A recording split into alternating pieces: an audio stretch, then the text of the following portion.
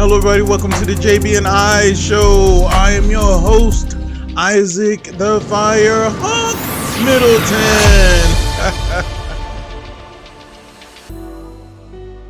And if you're celebrating a birthday today, this month, or this week, happy birthday. Happy birthday to you and many more birthdays, okay? And if you're celebrating an anniversary, oh yeah, 1 month anniversary, 20 years anniversary, 50 years anniversary, oh yeah. Happy anniversary. Happy anniversary to you. And of course, many more anniversaries. All right, yeah.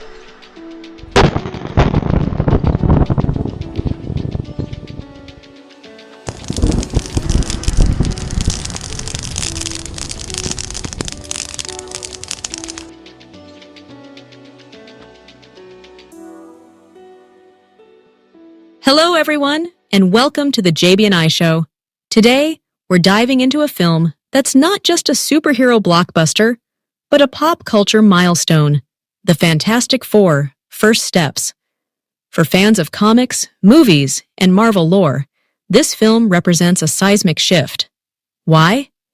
Because after 3 previous live-action attempts, 1994's never-released version, the glossy 2005, and its 2007 sequel, and the ill-fated 2015 reboot, the fourth time truly is the charm.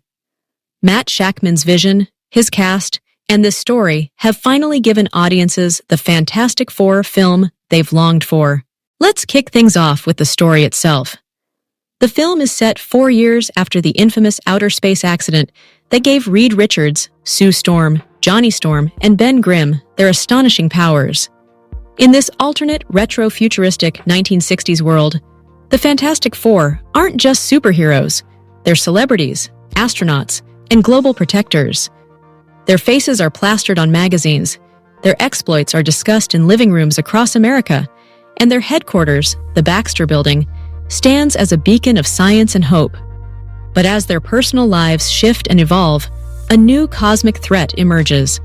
The Silver Surfer, a mysterious being who warns of the imminent arrival of Galactus, the devourer of worlds. Earth's fate hangs in the balance, and the Fantastic Four must scramble, not only to save the planet, but to confront their deepest fears and limitations. To truly appreciate this film, we need to talk about the four themselves, because this cast is nothing short of stellar. Pedro Pascal steps into the stretchy shoes of Reed Richards, aka Mr. Fantastic. Now, I'll admit, I was skeptical at first. Pascal's decision to keep his signature mustache felt like a throwback to Cesar Romero's Joker, makeup over mustache and all. But Pascal's Reed is more than just facial hair. He brings a quiet gravitas, an intellectual intensity, and a warmth that grounds the character. From his work on The Mandalorian, we know Pascal can handle complex roles. But here, he channels Reed's brilliance and his tendency to get lost in the world of science. And what's refreshing is that, for all his intelligence, Reed isn't always the man with the answers. He's fallible, uncertain, and sometimes out of his depth. It's a portrayal that adds layers of humanity to a character often depicted as emotionally distant. Then there's Vanessa Kirby as Sue Storm, the Invisible Woman. If Reed is the brain, Sue is the heart. Kirby's performance is nuanced and powerful, drawing on her critically acclaimed work from The Crown. As Sue, she's both Reed's wife and the moral center of the group. She balances her roles as den mother to Johnny and Ben, confidant to Reed, and, when the stakes are highest, the team's most formidable member. The film doesn't shy away from showing just how powerful Sue can be, especially when her family is threatened. Kirby's Sue is compassionate, driven, and, above all, relatable. A woman juggling personal relationships and world-saving responsibilities. Ben Grimm, aka The Thing, is brought to life by Eben Moss-Bachrach. Fans of The Bear know his ability to convey depth beneath a rough exterior, and that's exactly what The Thing demands. The CGI rendering is jaw-dropping. The rocky texture, the weight of his movements, and the sound design, bricks clapping together, make Ben feel real. Moss Bachrach's Ben is good-natured, often cracking jokes, but the film doesn't gloss over the pain and loneliness of his condition. There are quiet moments of self-loathing, of longing for his old life, and these add emotional resonance to the action. He's not just the team's muscle, he's its soul. Joseph Quinn, fresh from Stranger Things, is Johnny Storm, the Human Torch. Quinn's take on Johnny is more mature than previous versions. He's still impulsive, a bit of a heartthrob, and loves the spotlight, but he's also scientifically savvy and emotionally intelligent. This Johnny isn't just comic relief, he's a capable member of the team whose journey to self-acceptance is one of the film's highlights. Now, let's talk about the antagonists, the Silver Surfer and Galactus. Julia Garner's casting as the Silver Surfer sparked controversy when announced. Fans worried about the gender swap, but from the moment she appears on screen, those concerns melt away. Garner's Surfer is ethereal, haunting, and deeply sympathetic. The CGI work here deserves special mention. The metallic skin, reflecting stars and nebulae, is mesmerizing. Her surfing sequences, gliding through cosmic waves, give the character a sense of grace and melancholy. She's not just a herald of doom, she's a tragic figure, torn by her duty and her compassion for Earth's inhabitants. As for Galactus, Ralph Ineson delivers a performance that's both terrifying and awe-inspiring. For years, fans have waited to see the real Galactus in live action, not a vague cloud, but the towering cosmic entity from the comics. Ineson's Galactus is that, and more. His sheer size dwarfs cities, and the film wisely portrays him not as a villain, but as a force of nature. Indifferent to humanity, neither good nor evil, he's the hurricane, the earthquake, the flood. Being angry at Galactus is like being angry at the ocean. This nuanced portrayal elevates the stakes and gives the Fantastic Four a challenge that's as philosophical as it is physical. The writing and setting are where First Steps truly shines.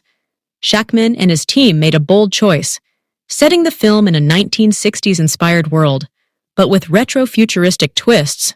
The aesthetic is dazzling, clothes straight out of Mad Men, the Baxter Building's decor blending mid-century modern with sci-fi gadgetry, and even TV broadcast using vintage CBS logos. The filmmakers tap into America's 1960s fascination with science and space exploration, weaving it into the story's DNA. It's not just nostalgia, it's a thematic statement. The Fantastic Four were always explorers first, superheroes second.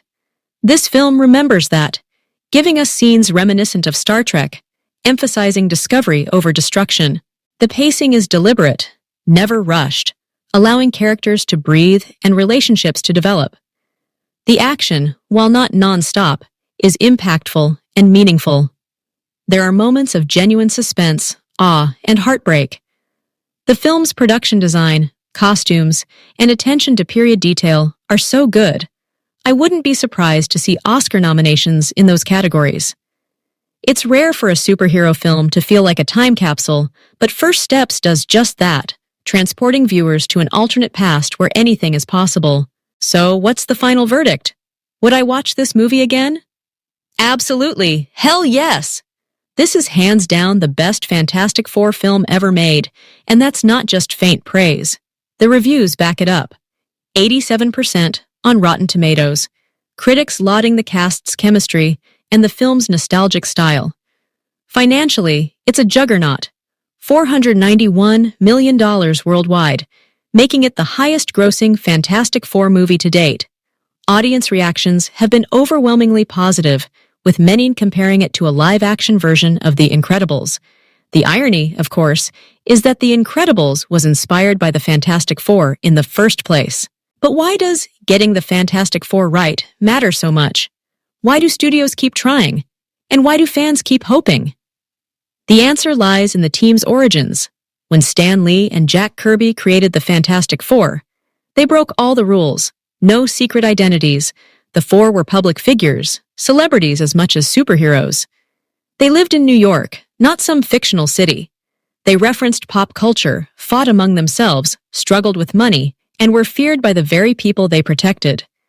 The realism, pathos, and relatability we associate with Marvel heroes all started with this team. The Fantastic Four were Marvel's flagship until Spider-Man took the crown, but their influence is everywhere. They made superheroes human. This film understands that legacy. It doesn't just give us flashy powers and big battles, it shows us a family with all the messiness, love, and conflict that entails. It touches on themes of belonging, sacrifice, and hope. It's a love letter to the comics, but also a bold step forward for the Marvel Cinematic Universe. And speaking of the MCU, the film's success has already led to a sequel in development, with the cast set to reprise their roles in Avengers Doomsday and Avengers Secret Wars. The Fantastic Four are finally where they belong, at the heart of the Marvel Universe. Let's take a closer look at some of the recent developments and fan reactions, because this film has sparked lively discussions. For instance, 1 month after the movie's release, fans are still debating Reed Richards' portrayal.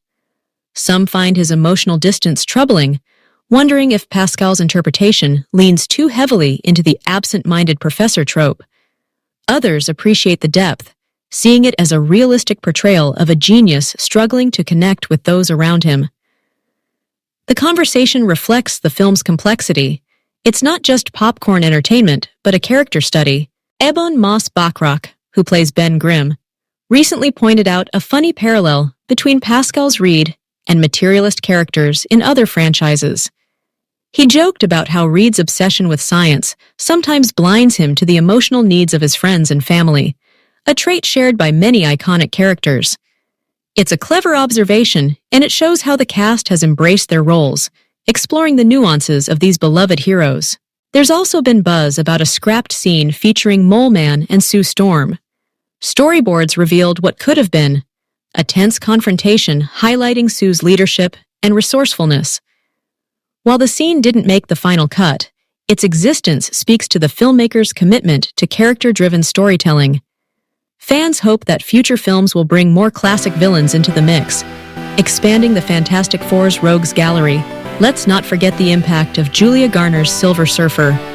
The initial backlash over the gender swap faded quickly once audiences saw her performance. Garner brings a haunting vulnerability to the role, making the surfer's dilemma, serving Galactus while empathizing with Earth, feel immediate and real. Her scenes with Sue Storm are particularly powerful, showcasing two women grappling with cosmic responsibilities.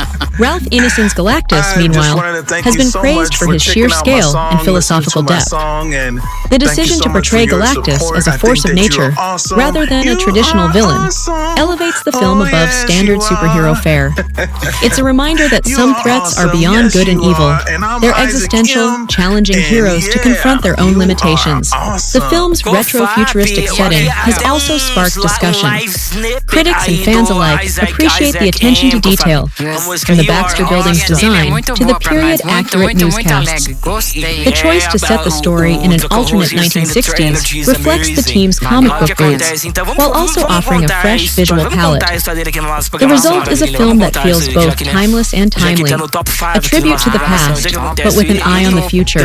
Looking ahead, the sequel is already in development, promising to build on the foundation laid by First Steps. With the main cast returning, and the Fantastic Four set to appear in upcoming Avengers films, the future looks bright for Marvel's first family. The success of this film has restored faith in the franchise, and fans are eager to see where the story goes next. But beyond box office numbers and critical acclaim, what makes the Fantastic Four? First Step Special is its heart. It's a film about family, about sticking together, facing adversity, and never giving up. It's about heroes who are human, who make mistakes, but who always strive to do what's right. That's the legacy of the Fantastic Four, and this film honors it. So, to everyone tuning in, I give this movie 5 stars and my seal of approval. That's my highest honor, the 5-star or the Gold Star, which is one and the same. It's a must-see, not just for superhero fans, but for anyone who loves great storytelling. Whether you're a longtime comic reader or a newcomer, this film has something for you. It's exciting, emotional, and above all, fantastic. Thank you for joining us on the JB&I Show. Stay tuned for more reviews, discussions, and deep dives into the world of movies, comics, and pop culture. And if you haven't seen the Fantastic Four, first steps yet, what are you waiting for? Grab your popcorn, find a big screen, and prepare to be amazed. The fourth time really is the charm. Let's get the conversation started. Have you seen the Fantastic Four yet? If so, what are your thoughts? Would you see it again? What did I get right about my review? Did you agree with me? Or what did I get wrong? Let's talk about it.